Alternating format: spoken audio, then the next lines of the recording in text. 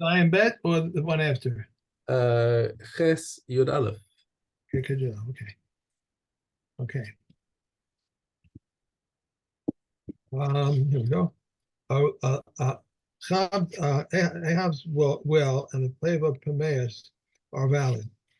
What is that change? And the change was on their own account of valid. The water canal that comes from afar is valid, provided he watches that no one interrupts it. If Judah says it has a presumption of permissibility, if a shard or some earth fell into a well, he must wait until it becomes clear. These are the words of Rabbi Shael, and Rabbi Akiva says he need not wait.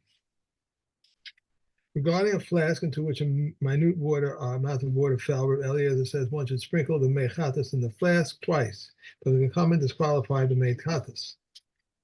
If dew fell into the flask, Rabbi Eliezer says he should leave the flask in the sun, and the dew will rise from the flask by itself, and the can come and disqualify the mechatas. If beverages or juice or fruit fell into the flask, he should pour out the contents and must dry the flask. But if black ink, gum, Arabic, ferrous sulfate, or anything else that leaves a stain fell into the flask, he should pour out the contents but does not need to dry the flask. If the shvatzim or ramasim fell into a flask and they burst, or the color of the contents of the flask changed, the mekatis is invalid. As for uses, that validates the mekatis in any case because it is like a tube. Reb Shimon and Reb Eliezer Yaakov say if a dira or kana that are found in grain fell into the flask, the mekatis is valid because they do not have a moisture in them. Okay. Okay. Shatas mehen behema uchaya. So you've got your mechatas and some animal, cow, sheep, whatever drank from it. Psula, this ruins it. Why? Because their saliva mixes into the water. Also birds will also make it possible if they drink from it. Chutz mina yona. Specifically the dove, because apparently something about doves suck the water up and they don't put their tongues in or whatever it is. There's no saliva gets mixed in, so the water is unaffected.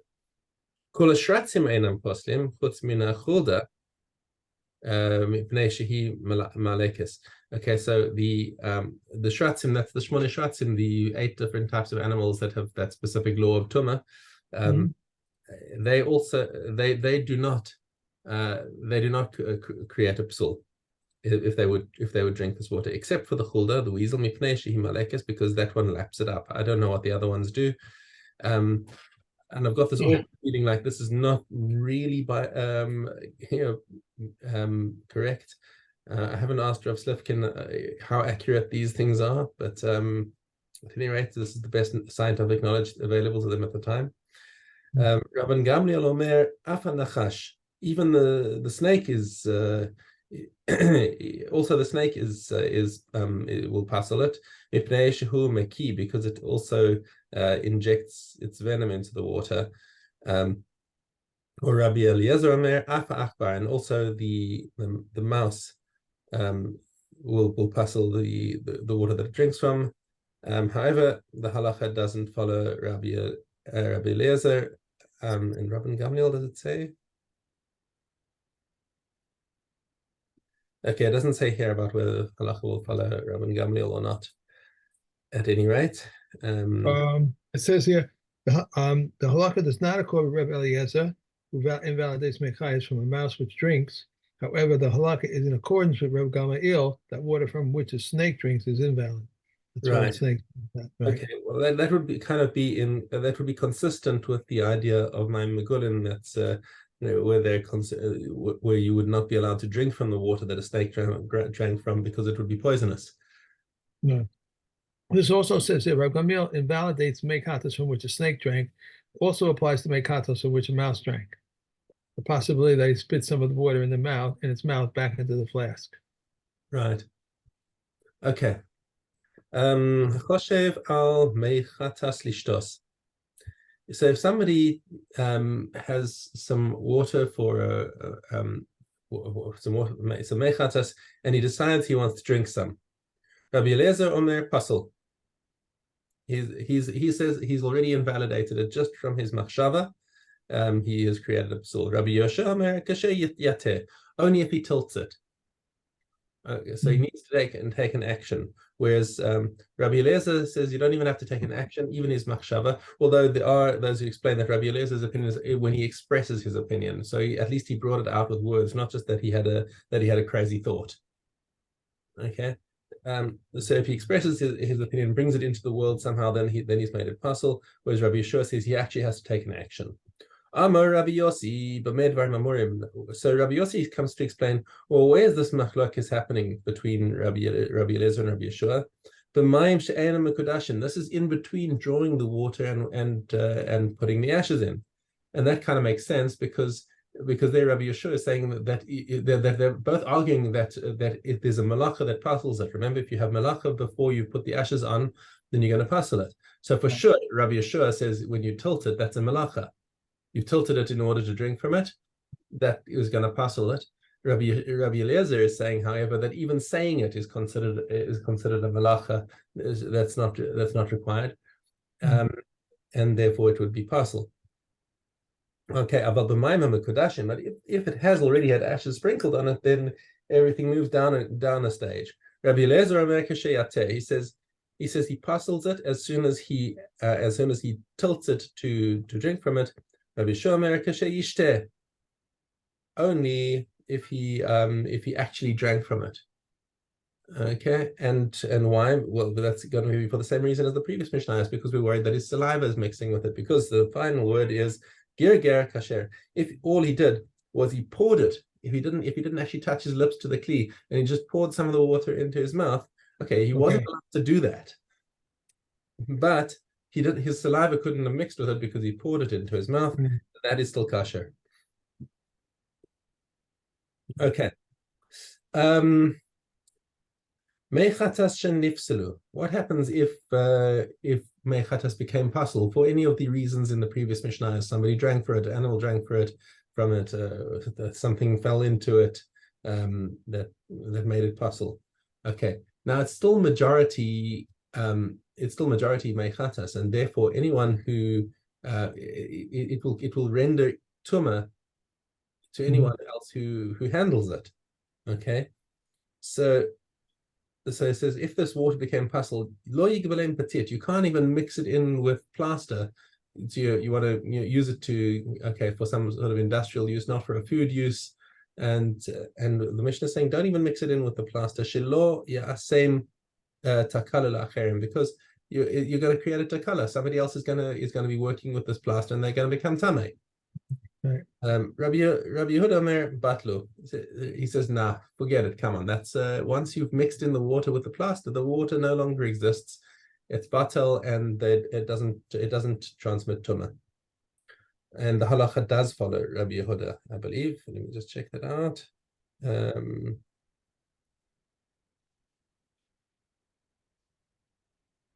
It doesn't say over here. I thought I saw that no, it does not say.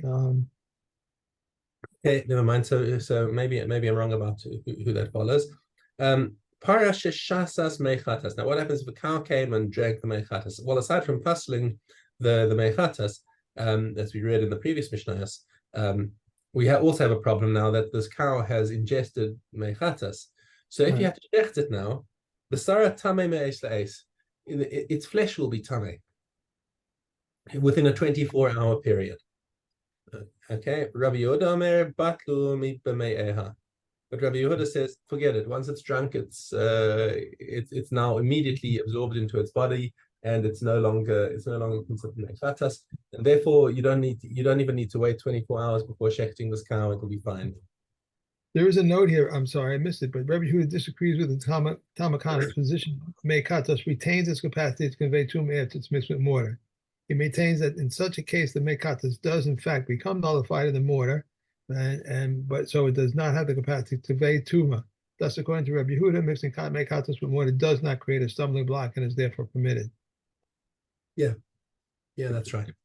Okay, and that's it. We can go back to Chazara. Okay, Zion bait. If someone fills with one hand and performs a different activity with his other hand, or if he fills for himself and for another, or he fills for two people simultaneously, both are disqualified. For a different activity invalidates during the filling, whether it's for himself or somebody else. If someone sanctified the water with one hand and performs a different activity with his other hand, if it is for himself, it's disqualified, but if it's someone else, it's valid. If someone sanctifies for himself and someone else, he is disqualified. The water of the other person is valid. If someone sanctifies water for two people at once, both are valid. Sanctify for me and I will sanctify for you. The first one is valid. Fill for me and then I will fill for you. The last one is valid. Sanctify for me and then I will fill for you. Both are valid. And fill for me and then I will sanctify you. Both are disqualified. If someone fills his barrel in a barrel for katos water, he first fills his barrel and ties it to the carrying pole, and he subsequently fills the barrel for katos water. If he filled the barrel of katos water first and afterwards filled his barrel, he's disqualified. If he puts his barrel behind him, sorry, No, sorry, we went too far. I went too far. Yeah, put your bookmark back before Mishna Hay.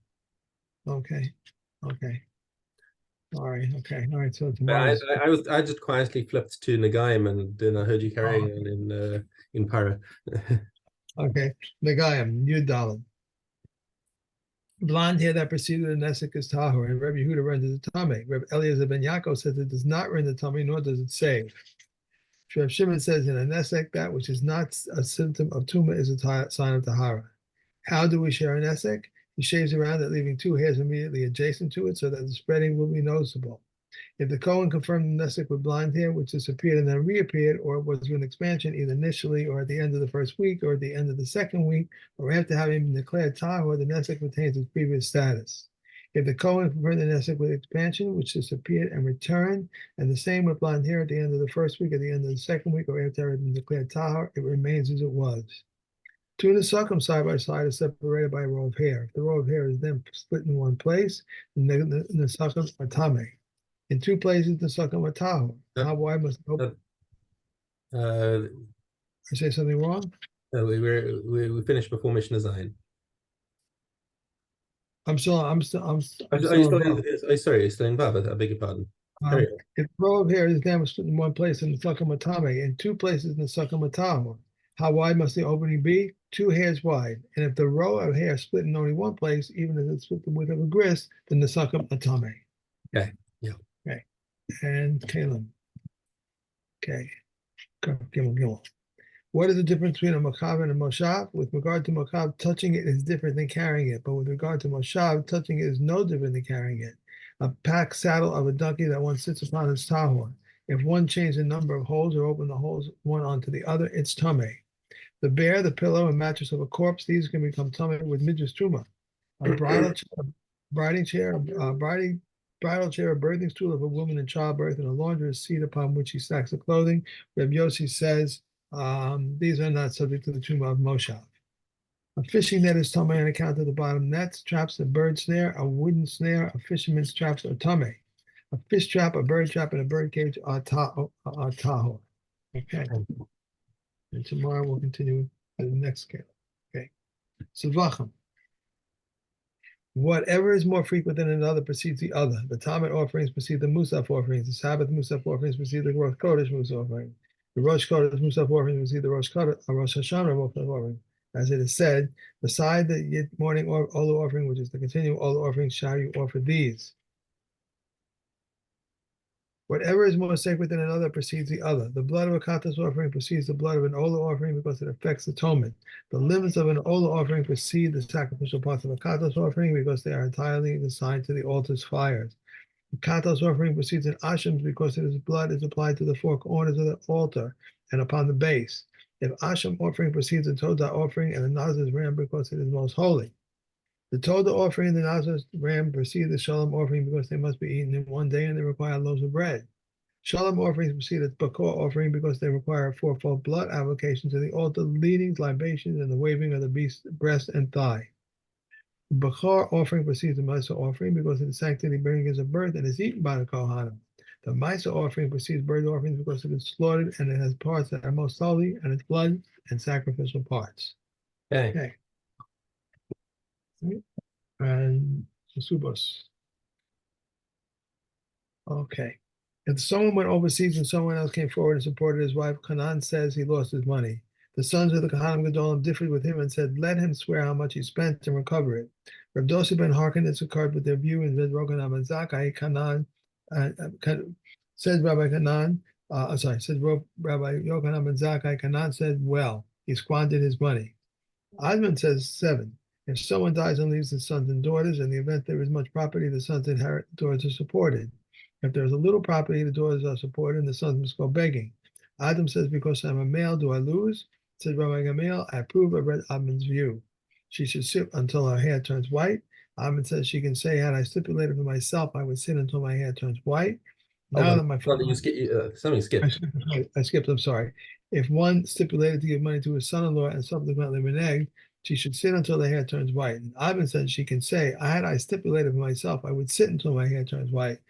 Now that my father has stipulated for me, what can I do? Either marry me or divorce me. And Rabbi Gamil says, I approve of Adman's view. Okay. If one can, that's it.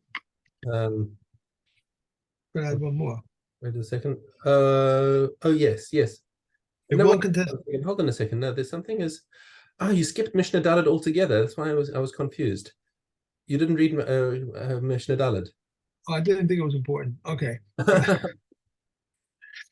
If one claims vessels of oil from another and he admits to the vessels, Adman says since he has omitted the part of the claim, he must swear. The comments say, however, this is not an admission of the same kind of the claim. Said Rangamil, I approve of Adman's view. Okay. Okay, now, okay. And we're to go. Maestros. This is from a vine which is planted in the courtyard, one must take the whole cluster. Likewise with the pomegranate, likewise with the melon. So says Rav Tarfon. The Mekiva says you may pluck the grapes from the clusters and pick the seeds from the pomegranate and cut slices from the melon. From currant is sown in the courtyard, one may pluck leaf by leaf and eat, but together he is liable. Savory, hyssop, and thyme in the courtyard, if guarded, are liable. If a fig tree stands in the courtyard and overhangs the garden, one may eat in its usual manner and is exempt. If one stands in the garden and overhangs the courtyard, he may eat one by one and is exempt. But if he took together, he's liable. If one stands in the land and overhangs outside the land and overhangs the land, all follows the root. As regards houses of walled cities, all follows the root, but as regards cities of refuge, all follows the branches, and in Yerushalayim, all follows the branches. And if one pickles, stews, or salts in the field, he's liable. If one stores in the ground, he's exempt. If one dips in the field, he's exempt. And if one bruises olives so the acrid sap may come out of them, he is exempt. If one squeezes olives onto his flesh, he is exempt. If he squeezed them and put them in his hand, he is liable. And if one skims into a cooked dish, he is exempt. But into a pot, he's liable because it's regarded as a small batch. Okay, that's it. Good. Okay, good. Okay. All right. Have a great day. Enjoy. You Thank be you. well. Bye. Bye.